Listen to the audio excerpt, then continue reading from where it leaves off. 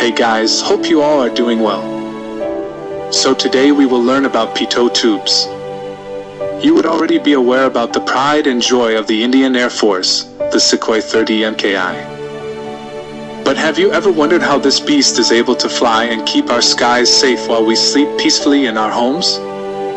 Well, this is achieved by using a very small instrument known as a PITOT tube. PITOT tubes are a very important part of an aircraft and is equipped on every flying machine in the world from aircrafts to helicopters.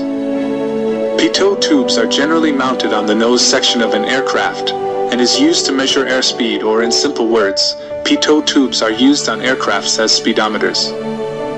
A basic construction consists of a tube with a main front hole with several additional holes on the side, and it varies from aircraft to aircraft depending upon the application and mounting space. Like this nose-mounted PITOT tube on an MiG-21 of the Indian Air Force. PITOT tubes work on the principle of pressure difference. The front hole estimates the stagnation pressure, while the side openings measure static pressure.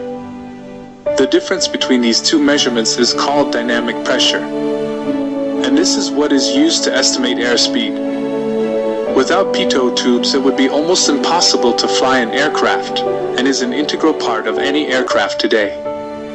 That's all for today, and I hope this increased your knowledge about aircrafts and PITOT tubes. Please leave a like if the video was informative.